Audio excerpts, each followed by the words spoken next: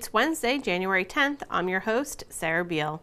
On today's show, we talk with Barnstable Police Deputy Chief Matthew Sonnabend. He fills us in on the tragic hit-and-run accident at the Bell Tower Mall last week, as well as Sergeant Sweeney's recent retirement, and also that the BPD is currently accepting applications for community service officers. Then we'll catch up with Barnstable Municipal Airport Manager Bud Brielt about the recent reopening of the Airport Cafe with their new tenant, Cape Cod Coffee, as well as how the airport has been dealing with some of the cold weather we have been experiencing here in Barnstable. But first, let's get a look at today's top headlines. The Town of Barnstable Public Health Division will hold a flu clinic at the Hyannis Youth and Community Center on January 18th. This clinic is open to all town residents and the fee is just $3. The clinic will be held Thursday, January 18th from 9:30 to 11:30 a.m. Consent forms are available at the following locations: Barnstable Public Health Division office at 200 Main Street and the Barnstable Senior Center. For more information, please call the Town of Barnstable Public Health Division at 508-862-4644. The Marine and Environmental Affairs Division will be holding a commercial shellfish permit lottery. The lottery will be held on February 1st. New commercial shellfishing permits may be issued at the rate of one new permit for every one non-renewed permit or permit that is void as a result of other causes. To become eligible for a new commercial permit, you must apply within January 1st and January 31st and pay the non-refundable $5 application fee. All completed legitimate applications will be entered into the lottery. If you have any questions, please contact the Marine and Environmental Affairs Division at 508-790-6272. Town Council President Eric Steinhilber and School Committee Chair Chris Joyce have provided a timeline for filling the recent vacancy on the Barnstable School Committee. Interested applicants should submit their resume to the School Department main office or the Barnstable Town Council office by Friday, February 12th. Once all applicants have been interviewed, the Joint Subcommittee will recommend 2 applicants to move forward. A joint meeting of the School Committee and the Town Council will take place at the Town Council meeting scheduled for Thursday, February 1st at 7 p.m. At that time, the final 2 applicants will have a second interview. Upon completion of the second interviews, a vote will be taken to determine the successful candidate for the Barnstable School Committee. For more information, please contact Cynthia Lovell, Town Council Administrator, at 508-862-4733. Coming up, we'll chat with Deputy Chief Matthew Sonnabend.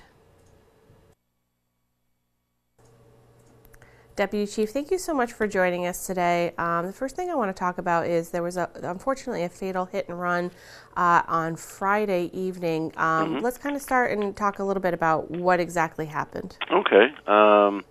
As you said, unfortunately, there was a hit and run that occurred out by the Bell Tower Mall. It was about a little after, I guess, 7:45 in the evening.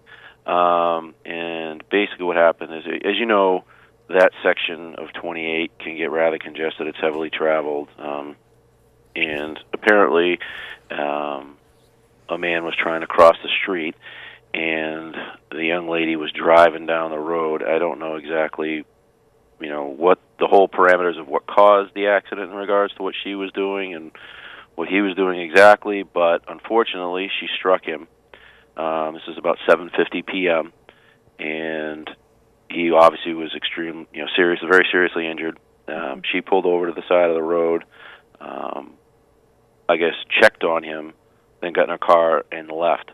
So by the time the police arrived, she wasn't there, but there was some debris left from the car, and there was some witnesses, I guess, to the accident.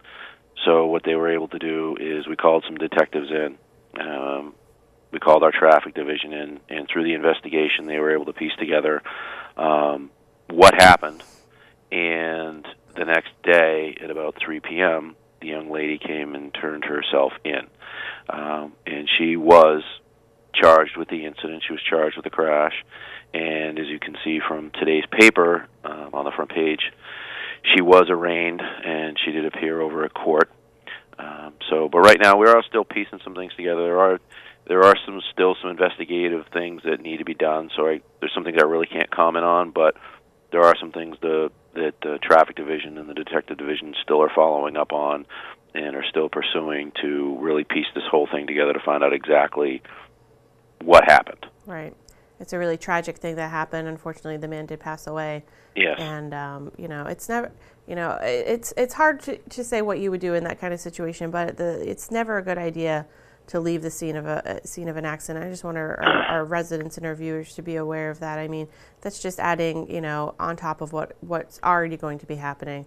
And, you never know, what could have happened if she had stayed. So exactly. And take this time to mention also, I mean, this time of year, obviously, the visibility is not good. You're dealing with weather conditions, rain, sleet, snow, hours of darkness. You've also got icy road conditions. You've got roads that even if you hit your brakes, you may not stop where you think you're going to stop. Mm-hmm. And with the tendency of people these days to have their phones in their hands, to be doing whatever else in the car and not really focusing on the actions of actually driving their vehicle, some of these incidents could happen, unfortunately, to just about anybody if you're not really paying attention. Right. So please take the time and just drive appropriately for the weather conditions and focus on what you're doing. Yeah. Because, except for the grace of God, if someone walks out in front of you when you're driving your car, you could be doing everything completely right. Right. You just want to be ready. Right. Exactly. And you have to remember that the car that you're driving is very heavy, and it can do a lot of damage in a very short amount of time. So being an aware and alert driver is very important. Very important. And I think a lot of people take that. I think a lot of us, yes, myself included, sometimes we take that. We do it so much, it's become kind of a mundane activity for us, and we don't give it the attention it deserves at times. Right. So let's move on. We've got a couple of more positive things to talk about this morning. Yes. I did want to quickly mention that the young girl that was missing, since I think December, has been located and she is safe. Yep. Miss Haley Allen, it's up on our website, was missing since about December 29th. She has turned herself in. She's been located, and she is doing just fine. That's excellent. We also want to talk about that you are currently accepting applications for community service officers, and we know here in Hyannis, especially here on Main Street, what a wonderful addition they are to our community. So I'm very excited to see that this is continuing. Yep, we are doing this. It is applications. If you go to our Facebook page, there is a bullet on there, or a bulletin on there, so people and with a link to how to apply and everything else like that, provide some of the details. The deadline is Wednesday, January 24th to apply, starting out at $17 an hour with no benefits, and applicants must be at least 18 years old and able to work weekends, weekdays, holidays from about early June through Labor Day. Mm-hmm. And all applicants must be high school graduates or hold a GED and possess a valid driver's license. Yeah. And, have to have the ability to be trained in CPR or already CPR and first aid certified. And ready to walk. Oh, yep. Most important, ready to walk and be able to pass a police background investigation. But yep. Anybody that might be interested in, this is a good opportunity for anyone that's interested in law enforcement or,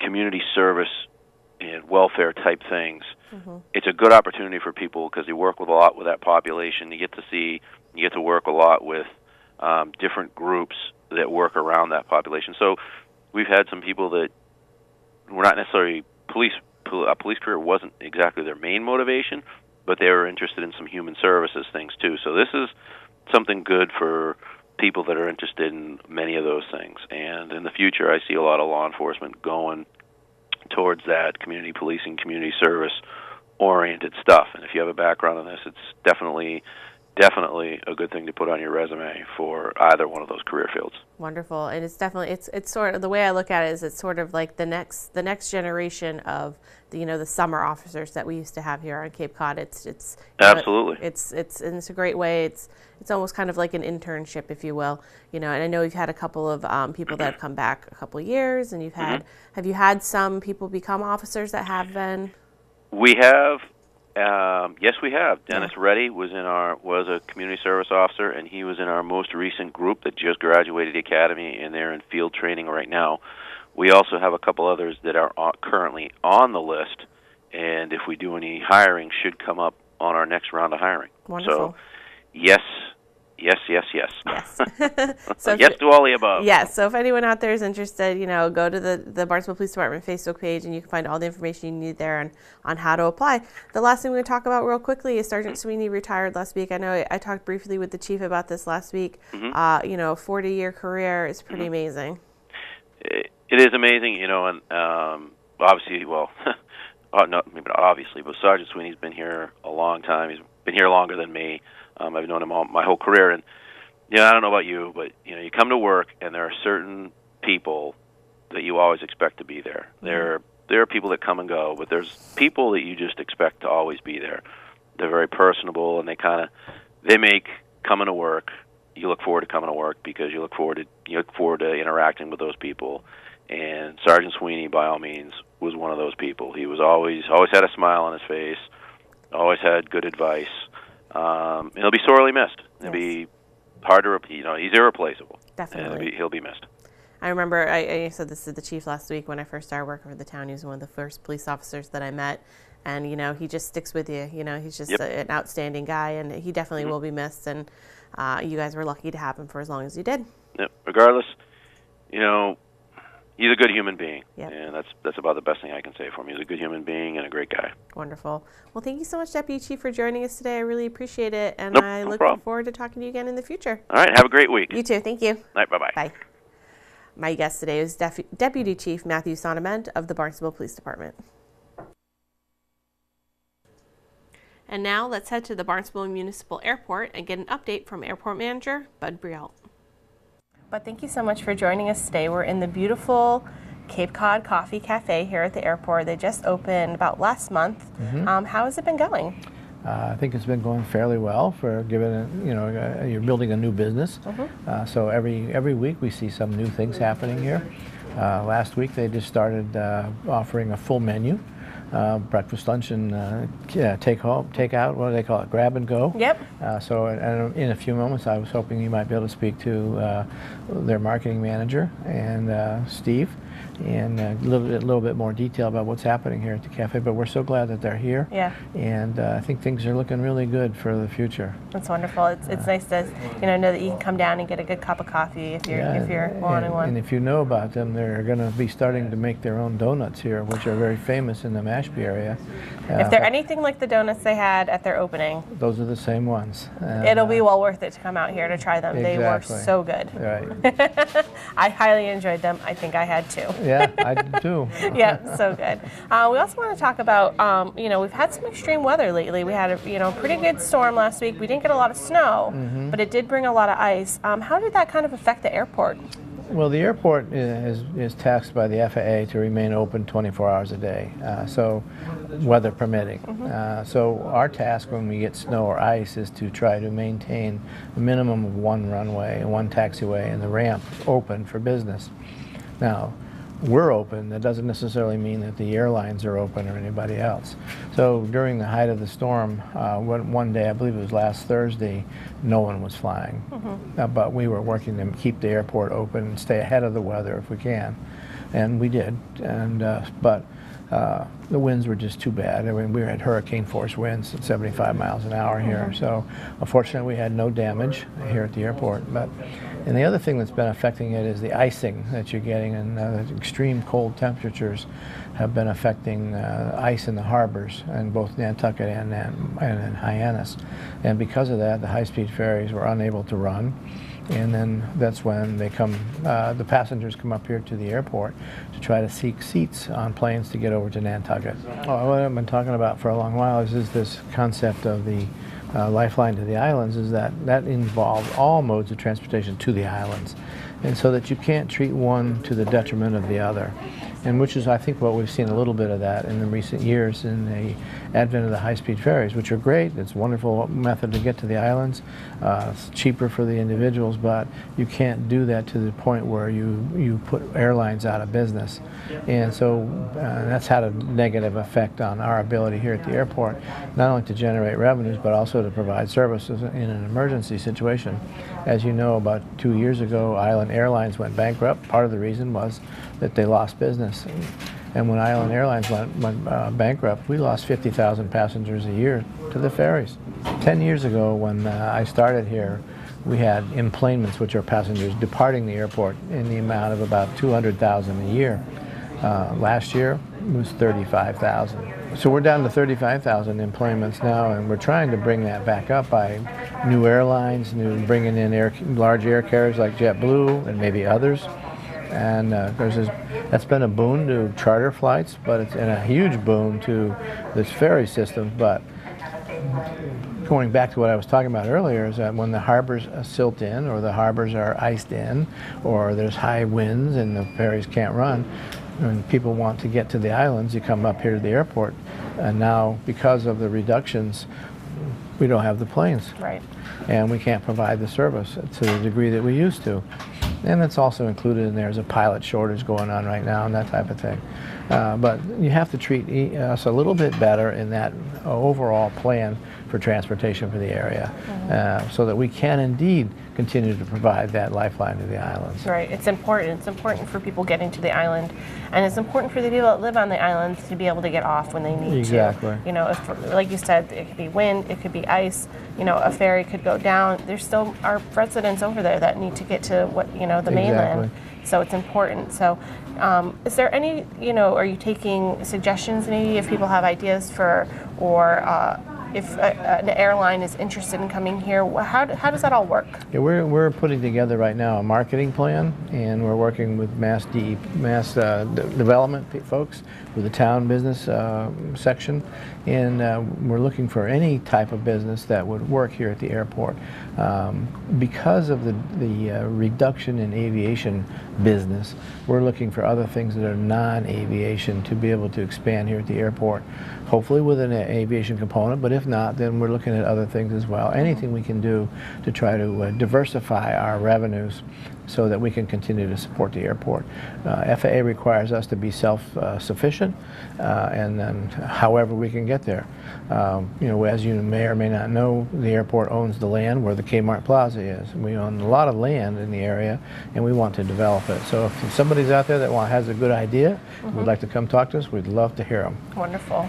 And another thing that I've been talking about with a lot of people is it's coming into budget season. Yes. This is going to be your last budget as you are retiring. It's at some point this year. I know that you've had to modify the budget already. How are things looking?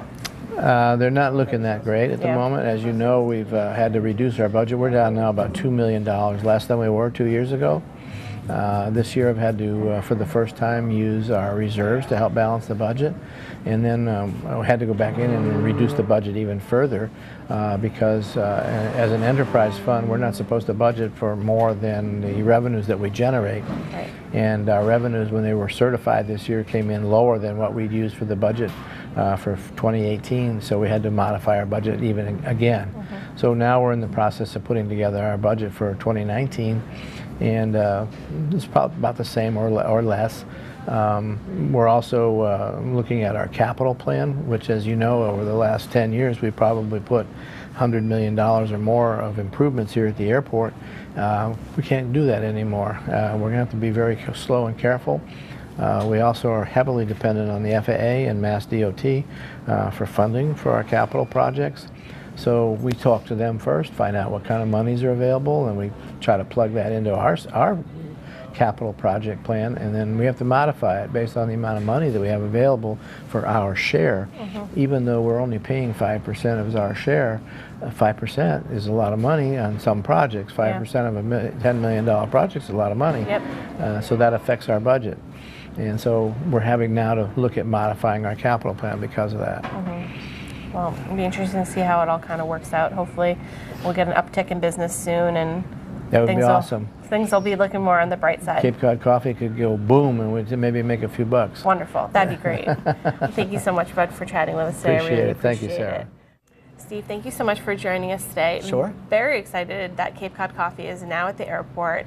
I love coffee, so I'm very excited about this. I'm very excited that you guys have the coffee parking outside, too. Oh, we are, too. It's nice to be able to, and the airport was very nice to let us have customer parking out there.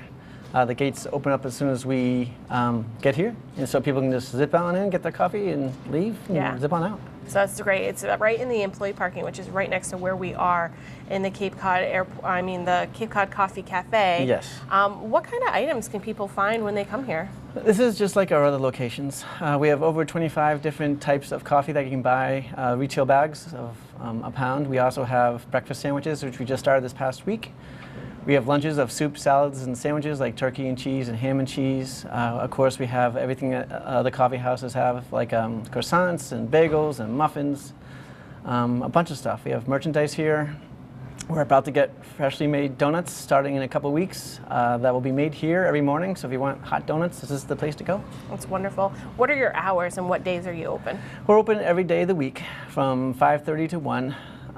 It's something so we can get the early risers and be able to get the lunch crowd as well. That's wonderful. Well, hopefully people will come out and check out Cape Cod Coffee here at the Airport Cafe. Thank you so much for joining us. Sure. I really appreciate it. Sure, no, thanks for coming in. Let's take a look at this week's community calendar. The Marston's Mills Library and the Cotuit Library are teaming up to offer 2 free family Zumba classes. This free Fun for All Ages activity will take place this Saturday, January 13th at the Cotuit Library from 11 to 11:45 a.m. All are welcome to participate. Wearing comfortable exercise clothes is suggested. The Marston's Mills Public Library will host the same event on January 27th from 11 to 11:45 a.m. as well. For information on both events, please contact the libraries directly. There are only 2 meetings left on this week's agenda. Zoning Board of Appeals meets tonight in the Selectmen's Conference Room, and the School Committee will meet in the Town Hall Hearing Room. Both meetings take place at 7 p.m. tonight. The School Committee meeting will air live right here on Channel 18. Thanks for joining us today. We will be back tomorrow with an all-new show. On tomorrow's show, we will talk with Town Manager Mark Ells and get a legislative update from State Rep Will Crocker. For Barnstable Today, I'm Sarah Beal.